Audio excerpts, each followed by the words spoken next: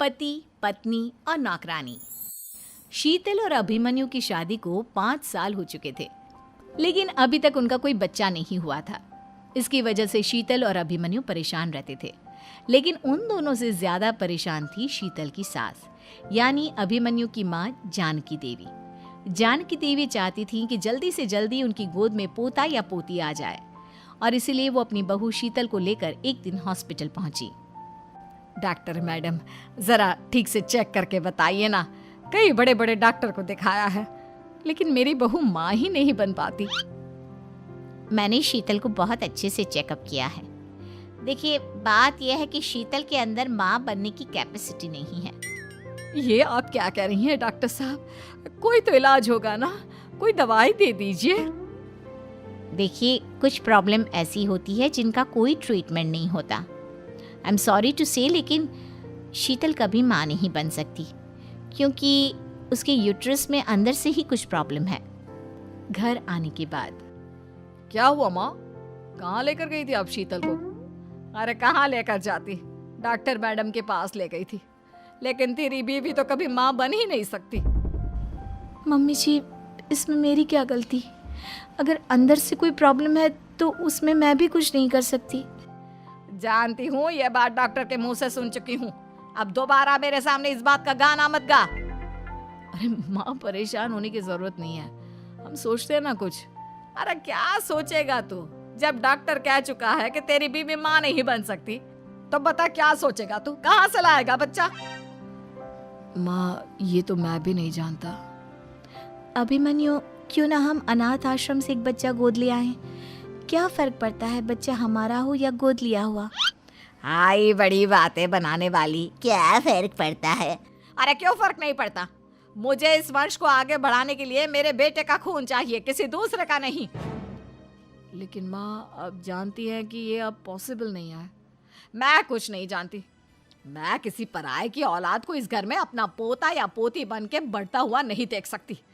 मेरा वंश मेरे बेटे के खून से ही आगे बढ़ेगा। लेकिन मम्मी जी, ऐसा कैसे हो पाएगा? आप अच्छी तरह जानती है ना, मेरा और अभिमन्यु का बच्चा नहीं हो सकता। तो मैं अपने बेटे की दूसरी शादी करवाऊंगी, और अपनी दूसरी बीवी से ये मुझे बच्चा पैदा करके देगा। ये आप क्या कह रही हैं माँ? मैं किसी और से शादी नहीं करने वाला। मेरे रहते हुए आप अभिमन्यु की शादी किसी और से करवाएंगी? मम्मी जी, आप ऐसा कैसे कर सकती हैं? तू बस देखती जा बहू, मैं ऐसा कैसे कर सकती हूँ। कुछ दिनों के बाद, अभिमन्यु, मैंने तेरे लिए लड़की ढूंढ ली है। माँ, मैं आपको कितनी बार समझाऊं, मुझे किसी से शादी नहीं करनी है। पहले मेरी बात सुन। ये जो चमेली है ना, हमारे घर में काम करने आती है, वो तुझसे शादी करने के लिए तैयार है। मम्मी जी, आप अभिमन्यु की शादी एक नौकरानी के साथ करवाएंगी? वो इसलिए क्योंकि चमेली दिखने में बहुत खूबसूरत है, बच्चा भी सुंदर ही होगा। मम्मी जी, लेकिन एक बच्चे के लिए अपने बेटे की शादी नौकरानी के साथ करवाना, क्या ये सही है? अगर अभिमन्यु ने शादी नहीं की ना, तो मैं अपनी जान दे दूंगी। अब देख लो, अगर तुम्हें अपनी माँ की जान प्यारी है तो तुम्हें इस नौकरानी के साथ शादी करनी ही होगी। इस तरह जानकी देवी अपने बेटे अभिमन्यु की शादी नौकरानी चमेली के साथ करवा देती है। कुछ दिनों के बाद, नौकरानी से मालकिन बन के तो मजा आ गया। अब तो मैं इस घर की मालकिन हूँ। देखो, अपने आप को ज्यादा मालकिन समझने की कोशिश मत करो। एक बार तुम्हारा और अभिमन्यु का बच्चा इस दुनिया में आ जाए, उसके बाद तुम इस घर से हमेशा के लिए चली जाना। अरे जाओ जाओ, किसी और के आगे बातें बनाना। एक बच्चा तो पैदा नहीं कर सकी, बढ़िया आई। जाओ जाकर मेरे लिए कॉफी बना कर लाओ। नौकरानी मैं हूँ या तुम? मम्मी जी, देखिए ना शीतल मुझसे किस तरह से बात कर रही है। शीतल, तुम्हें पता है ना चमेली प्रेग्नेंट है, मेरे बेटे के बच्चे की माँ बनने वाली है। वो जैसा कहती है वैसा करो।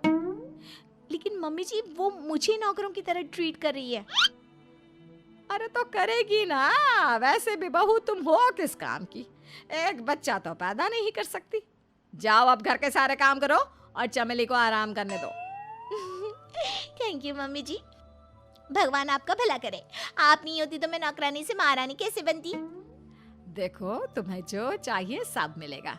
खूब खाओ पियो, मजे की जिंदगी जियो, लेकिन बस मुझे एक बच्चा पैदा करके दे दो। कुछ दिनों के बाद, मम्मी, बच्चे के लिए आपने मेरी शादी चमेली के साथ करवा तो दी, लेकिन दिन और रात का चैन मिट गया है। सारा दिन शीतल और चमेली की बहस चलती रहती है। अब शीतल को इस घर में रखने से क्या होगा? मैं तो कहती हूँ उसे घर से निकाल दो, है भी किस काम की। मैं ऐसा नहीं कर सकता माँ, वो मेरी पत्नी है, उससे बहुत प्यार करता हूँ मैं। तुम्हारी पत्नी चमेली है, चमेली, उससे प्यार करो। अरे तुम्हारे बच्चे को जन्म देने वाली है वो। अभिमन्यु, मैं खुद ही इस घर से चली जाती हूँ। वैसे भी अपने ही घर में नौकरों की तरह रहकर परेशान हो चुकी हूँ। घर की नौकरानी मेरे ऊपर हुक्म चलाती है, वो तुम्हारी पत्नी बन चुकी है। अब मेरा इस घर में क्या काम? अभिमन्यु के बार बार रोकने पर भी शीतल उस घर से चली जाती है। कुछ दिनों के बाद चमेली एक बच्चे को जन्म देती है। भगवान ने मेरी सुन ली, मेरे बेटे का घर भर गया, उसका अपना बच्चा इस दुनिया में आ गया। मम्मी जी, बच्चे को हाथ लगाने से पहले मेरी एक शर्त तो सुन लो। तुम कहना क्या चाहती हो चमेली? आपकी मम्मी को बहुत शौक था ना अपने पोते को खिलाने का। अब देखो, इस दुनिया में हर चीज की कोई ना कोई कीमत तो होती है। तुम अपनी आधी प्रॉपर्टी मेरे नाम कर दो, बच्चा तुम्हारे नाम। अरे लेकिन मैंने अपने बेटे से तुम्हारी शादी करवाई है, अब ये सौदेबाजी कहाँ से आ गई? जो औरत अपनी बहू को घर से निकाल कर एक नौकरानी के साथ अपने बेटे की शादी करवा दे, वो तो सौदेबाजी कर ही सकती है ना। उसका कैसे भरोसा कर सकते हैं? मुझे बस आप लोगों की प्रॉपर्टी चाहिए, उसके बाद ही बच्चे को आप हाथ लगा सकते हैं। मैंने कहा था ना मम्मी, आप गलत कर रही हैं। देखिए, उसका नतीजा आपके सामने है। जब शीतल को पता चलता है कि अभिमन्यु और चमेली का बच्चा दुनिया में आ गया है, तो वो अपने घर पहुंचती है। अभिमन्यु, कहाँ है आपका बच्चा? क्या मैं उसे देख सकती हूँ? कुछ भी मत पूछो शीतल, माँ की हुई एक गलती हम लोगों पर भारी पड़ रही है। वो नौकरानी अपनी औकात पर आ गई है और अब हमसे अपनी आधी प्रॉपर्टी मांग रही है, वो भी बच्चे के बदले में। एक बात कहूँ अभिमन्यु, आप उसे कुछ भी देने से मना कर दो। अरे कैसी बात कर रही हो? मेरे बेटे की औलाद है उसके पास, ऐसे कैसे मना कर दे? मम्मी जी, वो अभिमन्यु का बच्चा नहीं है, वो चमेली और उसके बॉयफ्रेंड का बच्चा है। ये तुम क्या कह रही हो शीतल? ये देखिए वीडियो, चमेली और उसका बॉयफ्रेंड आपस में बातें कर रहे हैं कि उन दोनों ने मिलकर आपको बेवकूफ़ बनाया है और अब इस बच्चे के बदले आपसे प्रॉपर्टी भी हड़प लेंगे। हे भगवान, ये मुझसे क्या हो गया? ना तो बच्चा मिला और अपने बेटे की नौकरानी के साथ शादी करवा दी सो अलग। अब क्या होगा? मुझे माफ़ कर दो शीतल, मेरी वजह से तुम्हें बहुत तकलीफ हुई है। अभिमन्यु, मैंने कहा ना, उस नौकरानी को उसके बच्चे सहित इस घर से बाहर निकाल दो। लगता है मेरे अभिमन्यु का बाप बनने का सपना अधूरा ही रह जाएगा। अभिमन्यु, अपनी मम्मी से कहो कि परेशान ना हो। आपको याद है एक बार हम एक IVF सेंटर गए थे, मैंने फिर से वहाँ जाकर बात की थी और आपको पता है इस बार मैं प्रेग्नेंट हूँ, क्योंकि हमने वहाँ पर प्रोसीजर करवाया था जिसकी वजह से मैं प्रेग्नेंट हो गई थी और इस बात का पता मुझे बस कुछ महीने पहले ही लगा है। हमारा बच्चा इस दुनिया में आने वाला है अभिमन्यु। मुझे माफ कर दो शीतल बहू, मुझसे बहुत बड़ी गलती हो गई।